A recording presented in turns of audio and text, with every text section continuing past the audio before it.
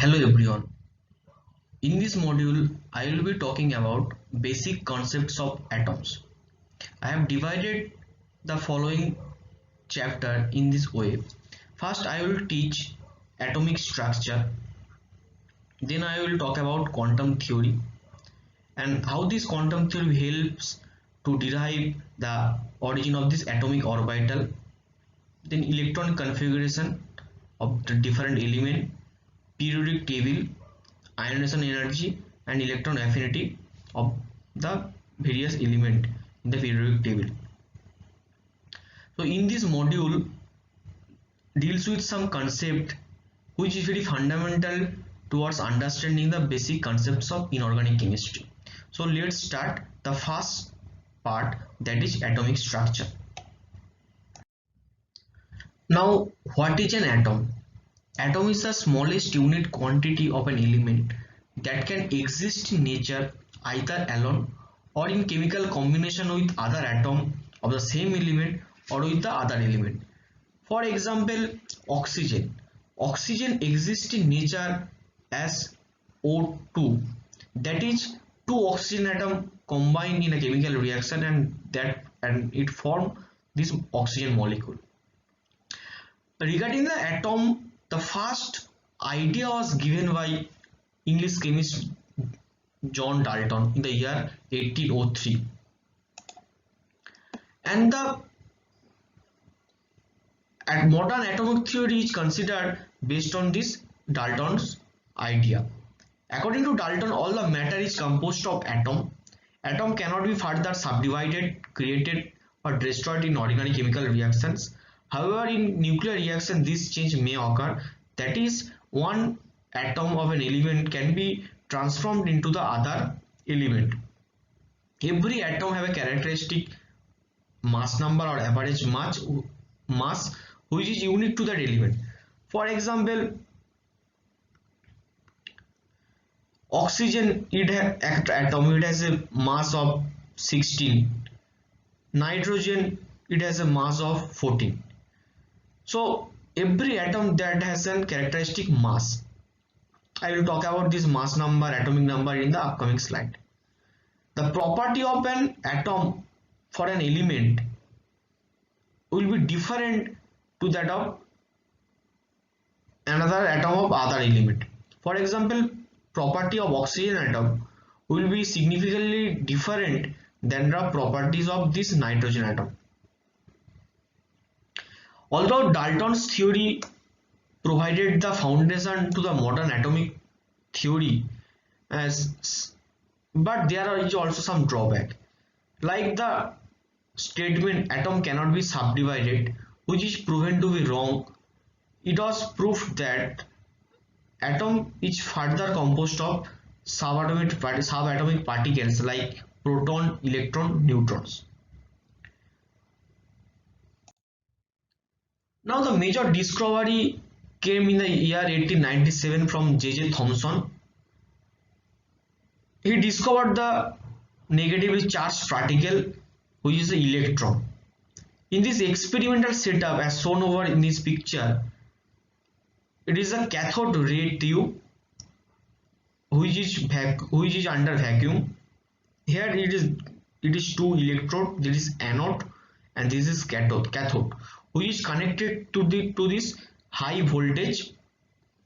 When this voltage is applied to this electrode, a negatively charged beam was generated and it is passed from this cathode electrode to the anode electrode. What Thomson did that he put a positive and negative plate in the near vicinity of this cathode ray tube, and he observed that the beam of particle is deflected toward the positive plate. He carried out this experiment several times by changing this nature of metal of this cathode, by changing different metal electrode, but every time he observed the same phenomena, that is, this beam of particle is deflected toward positive plate, which gives the idea that the particle that is generated from this cathode electrode is composed of negatively charged particle. The cathode ray tube was named because this particle is generated at the source of this cathode. So this tube is called as cathode ray tubes. So the conclusion from the study of the electron carried out by Thomson is as follows. Cathode ray have identical properties regardless of the element used to produce them. All the element must contain this negatively charged particle, that is electron. Thomson believed that atoms are neutral, so there must be some particle in the atom which balance this negatively charged particle. Electrons have very little mass, so that overall atomic mass is responsible for some other particle which resides within the nucleus.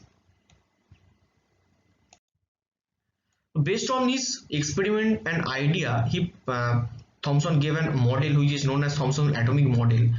As you can show in this, as you can see in this picture, this negatively charged particle electron is embedded along with this positively charged particle. So Thomson believed that this electron were like plums embedded in a positively charged pudding. Thus this model is called plum pudding model, which is named after the famous English dessert as shown in this picture. The next groundbreaking discovery in the history of atom came from the famous scientist Rutherford. This experiment that I will be talking is famously known as Rutherford's gold foil experiment. Rutherford took a radioactive radium source which was kept in a black box, and it emits alpha particle. Alpha particle are nothing but the helium nuclei, positively charged particle.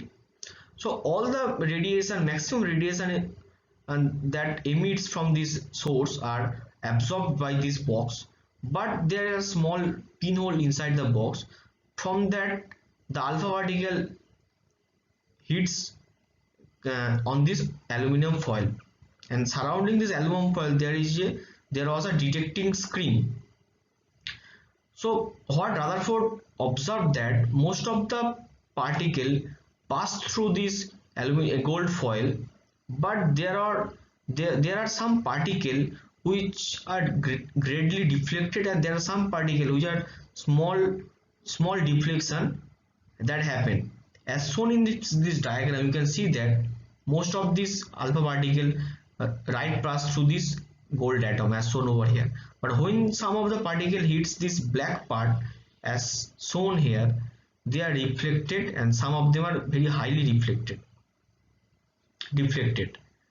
So based on this experiment observation, Rutherford's finding was summarized as shown over here. Most of the alpha particle was passed through the gold foil. Very few particles were deflected, and very few were greatly deflected. So the overall summary was that there are some positively charged particle was there within the center of the atom, that is known as the nucleus, and the nucleus is very dense because atom is very large in size. Compared to that, nucleus is very small, tiny part of the atom, and it consists of the positively charged particle.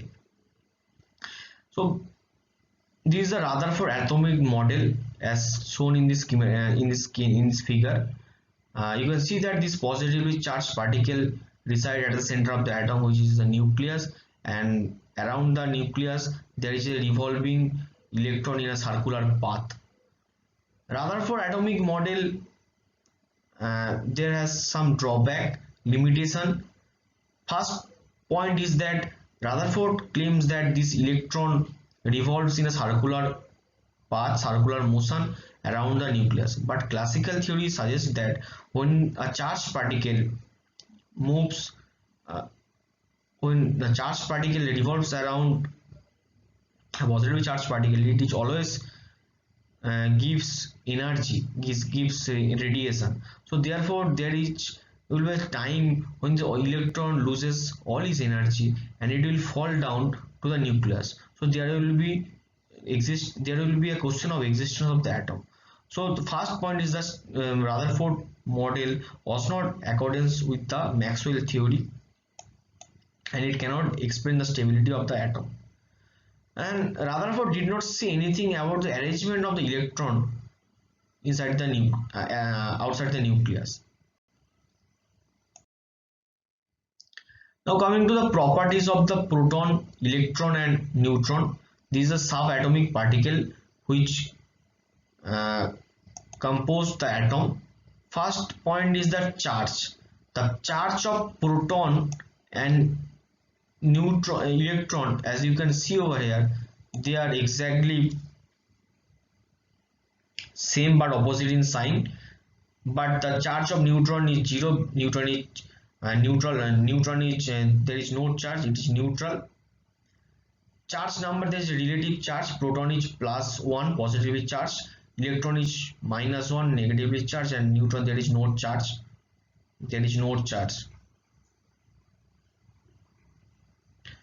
Mass, from the mass value we can see that the mass of the proton and the mass of the neutron, they are nearly equal. Mass of proton and mass of neutron, it is similar, and it is 1.6 into 10 - 27 kg, whereas the mass of the electron is very small as compared to mass of proton and neutron. You can see that it is 9.1 into 10 - 31.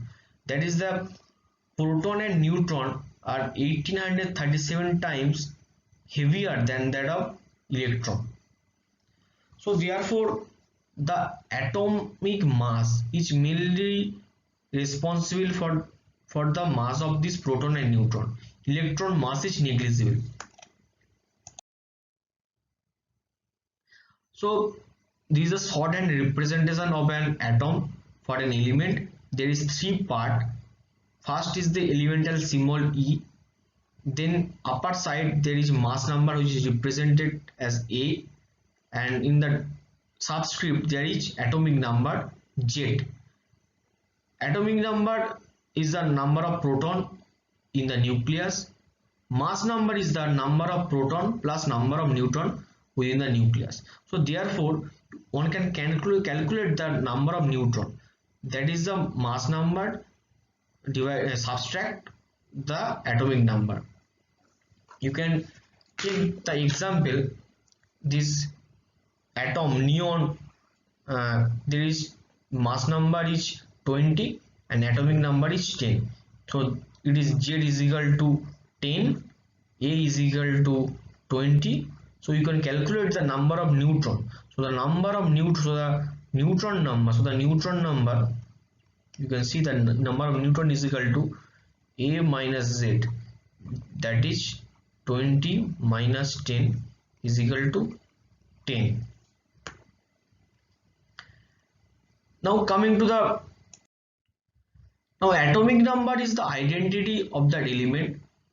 It is represented as Z. As you can see that carbon has atomic number of 6, that is it has 6 proton. Phosphorus, it has atomic number of 15, and gold is an atomic number of 79. Coming to the mass number, as I have already told, that sum of proton number plus neutron number inside the nucleus. For oxygen 18, you can see that for oxygen 18 nucleus, it has a fixed proton number of 8. It has 8 electron because atom is neutral. So therefore 18 minus 8, so there must be 10 neutron. You can see that arsenic 75, there is 33 proton, which is a fixed number, identity of that element. There is 33 electron, so therefore there will be 42 electron because mass number is 75. Similarly, you can carry out this phosphorus 31 by yourself. That phosphorus has a proton number or atomic number is equal to 15, and it is a similar exactly same number of electron that are proton number, so therefore it has a neutron number of 16. So that 15 plus 16 gives 31. Now coming to the atomic mass. Atomic mass is nothing but the mass of an atom. Now how to calculate the atomic mass? Since the mass of electron is negligible, so atomic mass is the sum of mass of all the subatomic particle.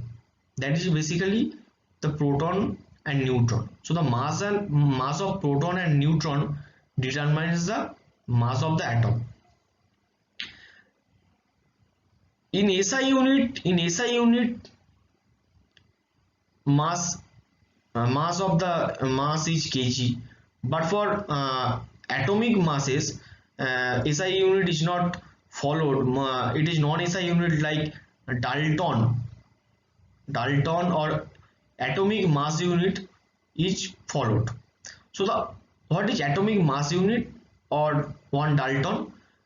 It is defined as the 1/12th mass of the a single carbon atom. It is the 1/12th mass of a single carbon atom, so that the mass becomes 1.6 to 10 to the minus 26 kg. That is the 1 atomic unit or 1 Dalton is equal to 1.6 into 10 to the minus 27 kg. Let's take this example, carbon. This carbon 12 atom has 6 proton and 6 neutron, so it has mass, atomic mass of 12 atomic unit. This carbon 13 has 6 proton and 6 neutron, so this atom has atomic mass of 13 atomic unit. This carbon 14, it has a 6 proton and 8 neutron, so this has a atomic mass of 14 atomic unit, where atomic unit is the, as I have said, is equal to 1.6 to 10 to the minus 27 kg. So the mass of the proton and the neutron can be considered to be 1 atomic unit. Like the mass of one proton and mass of one neutron, they are similar. It can be considered as 1 atomic unit. So therefore carbon has 3 isotopes as shown over here: carbon 12, carbon 13, carbon 14. So the relative atomic mass, which is represented as A subscript R, are the sum of the relative isotopic mass of all atoms in the molecule. So therefore atomic mass of all these atoms taken average, and the average relative atomic mass was found out to be this value, 12.011. Now what is isotope? In the last slide I have talked about carbon isotope, carbon 12, 13 and 14. So isotope are the atoms of the same element, but they are different in that their mass number or due to the varying number of neutron. As you can see that mass number, basically A is equal to Z plus N.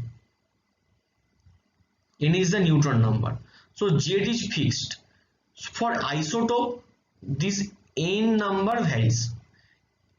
You can see this example, all the atoms are of hydrogen. This hydrogen, so the proton number is fixed, 1 1 1. But for 3 isotope, this is a protium, it has no neutron. This deuterium, it has 1 neutron. This is a tritium, it has 2 neutron. You can see from this cartoon picture also, there is 1 positive charge, that is proton. There is 1 positive charge and 1 neutron, and in this isotope there is 1 positive charge and 2 neutron. There is no charge. So the isotope basically thus atoms of a same element with different mass number. So let's take this example and you read the question and try to do it by your own, and then you can check the answer from the slide. So it is a calculation of a relative atomic mass. Relative atomic mass for magnesium we have to calculate.